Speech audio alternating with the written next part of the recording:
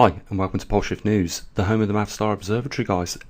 As you've probably already gathered, there's something very important to relay to you guys with regards to our global data that we've been collecting. Now, it is still early days. I am confident, but I've got to do some checks before we actually know 100%, but I'm almost 95% of what we've collected over in Perth is a unique anomaly that is taking place right now. I'm going to get to it in a minute, guys, but before I do, I want to just say thank you to all those people that are supporting the observatory, and a big thanks to Alex for what you did yesterday. That was very generous, and of course I would be doing someone a misservice if I didn't mention them. Douglas in Texas again will be holding a wine tasting event for the Mavstar Observatory in order to raise some money, so great big thank you to you as well. Okay, so guys, are you ready for this? Okay, let's get into it. So very quickly, a little bit of a background as to what's been going on at the observatory this year. As you know, around 6 or 7 months ago, we asked the question, what was going on with these 4 magnetic poles right now on our planet's surface, and we set ourselves the task to explore what was taking place. In doing so, we built the magnetometers, and we put one in California, one in Kentucky. We sent one to India, which we believe has been lost, and I want to pick up on that in a minute because that's equally important. We've got one in Hong Kong, and we've got one in Perth, and one in the Gold Coast over in Australia. We are intending to put them in Brazil and South Africa, and maybe even in the Falklands, but maybe also in Canada, one in Siberia, somewhere around that region, and one also in central Australia, especially now we've got these new results. So what is it that we've got? Okay, so something completely different is happening right now in Australia, especially in the Perth region. And I'm sure that it's not a malfunction of the magnetometer, and I'll explain why that is. Okay, so I was speaking to Jeff in Perth. I also spoke to Richard on the Gold Coast this morning, and Jeff asked me to have a look at some of the data which he'd recently sent, and I was looking through that data, and I thought, I'm scratching my head. I'm thinking, we're getting the same sort of results, but what's puzzling me is we're getting different figures on the left-hand column, and I'm going to show you the columns in a minute. I'm going to explain what's going on. So me and Jeff have been trying to sort this problem out now for a couple of weeks, but it doesn't look like there is a problem. It looks like what we're getting in the reading is exactly the case of what it is with regards to do with the intensity right now over Perth. And if that is the case, then not only has our Canadian pole been reducing over there in the northern hemisphere, but our southern hemisphere pole, the one that is lurching up, as you can see at the bottom right hand of this map, is intensifying, and that means it's moving closer to that Siberian pole. And what has led me to believe in that is this, guys. So what I'm talking about is the flat line that we keep getting, and it doesn't matter where we relocate this in Jeff's property, it's always the same. Now the fact is, if you look at the charts that we've collected over all the data that's come from Perth, you'll see that it's the same case. Yeah, we get these big drops here where the magnetometer's been moved, and it's been moved now probably several times, but the point is the line is always flat. Now if this chart doesn't change every time the magnetometer's moved, then that could be an indication there's a fault with the actual chip, but there's not, because it's always picking up on the intensity regardless. But here's where the unique anomaly is taking place over Perth, and like nowhere else on this planet. Right, just bear in mind that on all this data that we've collected over various days, and Jeff sent some more data from a couple of days ago, and he's going to send some more today. What I've told him to do is get a magnet right in front of the magnetometer and leave it there for an hour, get some readings, and then move the magnet and then get some readings again. If it changes on the left hand side of the column, we know that the magnetometer is functioning absolutely correct, and I've got no doubts that that is the case. What is different about the readings that are coming from Perth is that they're flatlined, and that means that the intensity in Perth right now is very, very high, and I will show you what sort of intensity we get from other locations. So let's have a look at Kentucky and South California and Hong Kong and just compare what we're talking about. Okay, so we're looking at Southern California data, and as you can see that as over the month the data has been collected, that the line jostles up and down slightly by around 2 microteslas. We're going to have a look at Kentucky, we're going to have a look at Hong Kong very briefly, because you'll see that they're all showing the same thing. Again, from Kentucky, if we look at all the chart and the data that we've collected so far, you'll always see that the data always shifts by around about the same 2 microteslas or thereabouts over the month of the readings that have been taken at that point in time. I'll just show you now, before we move on, data from Hong Kong. So quickly, here's the data from Hong Kong. Again, you can see that the line's moving up and down like a seismograph reading, but it fluctuates again by around about 2 microteslas over a gradual period of time. But guys, Perth data is completely different, and I think I know why that is. Let's just have another look at the straight lines that we've got from Perth right now. So again, a quick look at Perth, Australia data, and as you can see, the lines are straight, but the left-hand column numbers change when the magnetometer's moved around.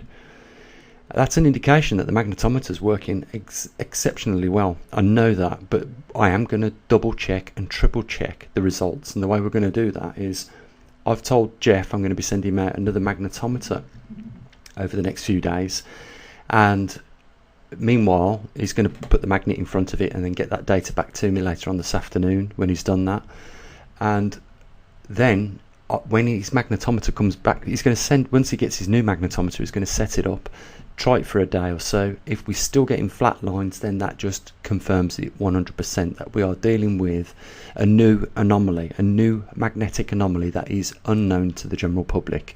And in that right alone, guys, we've made a massive breakthrough, and I'll tell you why that is, because we just keep going down and down and down this rabbit hole, but we are learning as we're doing it. But look at the straight line compared to all the others. What this tells us is that the intensity right now in Perth is very, very strong, to the point where there's no deviation at all.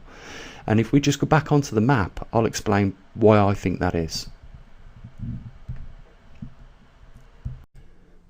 So, okay, I'll try and explain what I see happening right now, and I believe to be the case. As you know, when we chose the locations, we was aiming for not the highest intensity, but somewhere in between the mid-range of the intensity. The darkest red areas on these 4 poles that you're looking at right now measure about 60,000 nanoteslas, so they're very high intensity regions. The darkest. When it starts to get a bit lighter, they start to get a little bit weaker. Now, I thought we'd be more than safe by placing the in Perth in a region where there was relatively mild magnetic intensity. But what seems to be the case is this map, which I went by the way, must be that old now that the actual highest intensity is now reaching over Perth.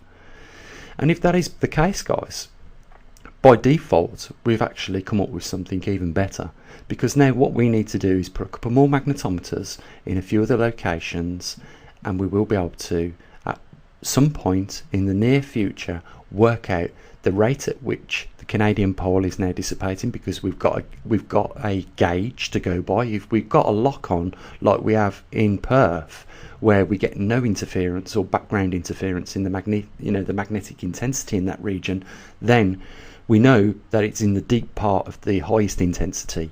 If we get it just above it, then we should get some interference. But what gives this by default is a means of tracking the exact speed of those high intensity regions.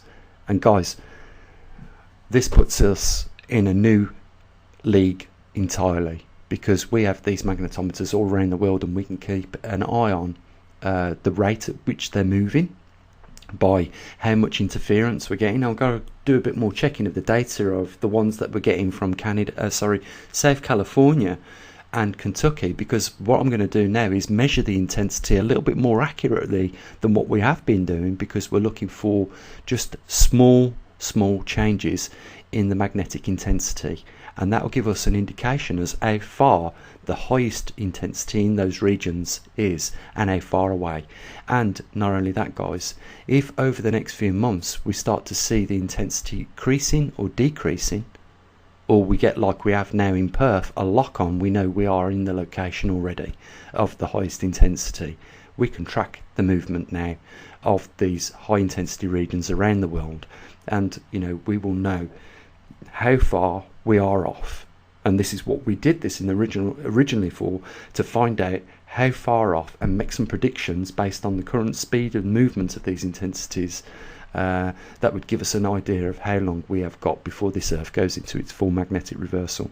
We've already estimated that we've got probably 4 to 7 years, and this now, knowing this by default, will allow us to actually pinpoint that down to probably within months. So we've had a massive breakthrough, guys, and I want to just go off the subject a little bit, but before I do, right, I just want to tell you what we're going to do now, just to make sure that we're talking facts and that we're not dealing with broken magnetometers. First of all, from day one, the readings from Perth have always been the same. They've always never moved, right, like all the other locations have, and that tells me it's like there being a magnet right at the front of the magnetometer in the unit that is keeping it translocked on that. So if you move the magnetometer, the numbers down the left hand column change, but it still doesn't deviate like the others. So I believe that already the large swelling that we've got now just coming up over the southern coast of Australia is intensifying even more, and that this map that we're looking at now is outdated already. That highest intense region would be covering where the letter M and the 5 is right now. We know that there is a slight deviation on M6 over on the Gold Coast, so we know that the shape of the intensity is a little bit different, and for that reason, the Gold Coast is yet to get its fixed lock on that pole as that high intensity region moves up. But when it does, we're going to know exactly how fast it's migrating at this present day.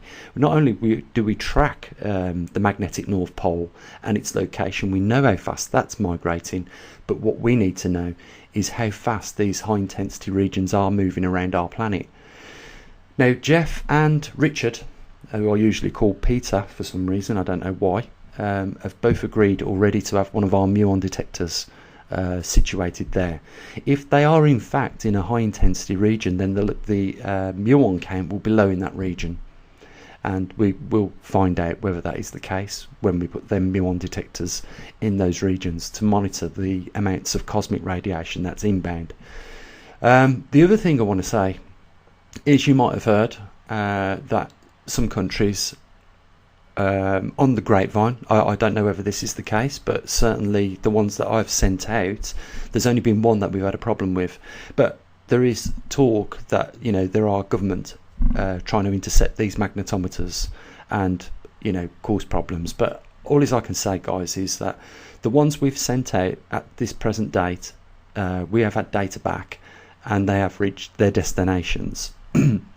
We're not trying to smuggle contraband into any other country, but what we do is we do put they're just electronics, and that's it. And we change the size of the boxes on them all. That's simply because I grab whatever box I feel at the time suitable that can protect the magnetometer as it's on its journey to that location. Now, having said that, guys, we've not heard nothing from Ricky in India since the last communication we got, where he sent us the address for the magnetometer to go. And that doesn't mean that the magnetometer was intercepted by his government at all, and it doesn't mean to say that he's been kidnapped for some reason at all. We just don't know. I've heard nothing back from him, despite several attempts to communicate with him via the email. So I don't know quite what's gone on there. I just assume that well, I don't know what to make of it, but I don't think we should go to the conclusion that he's been arrested for anything, or that the magnetometer has been seized by the government. After all, this is not illegal contraband that we're sending round. This is just electronics, and these electronics already exist in these countries, but they're not collecting the data like we are. I just don't know. Maybe we're about to, get ourselves on the radar globally, and maybe the governments of these countries might, I don't know, I really don't know what to say. I don't want to go all conspiracy out on this, but I'm just saying that if well, it's quite clear, right, that they must know. I mean, they've got the swarm satellites up there, they must know about this moving poles and high intensity regions that are now over Perth, Australia. They must know about it already. But I can't see why they would, not agree to letting us do what we're doing. I do know that if NASA wanted to do the same thing, that they would have to, go through all the correct hoops and, jump when they're told to, and etc. And it would cost millions for them to do this in any case. So I really don't know what happened to the magnetometer that we sent out to India. Since then, I've tried to communicate to him via email. We've heard nothing, and we don't know whether the magnetometer arrived there, or it got seized or what. But obviously there are more people now which are showing concern for our magnetometers around the world. You've probably heard them talking about them on their channels, on YouTube as well.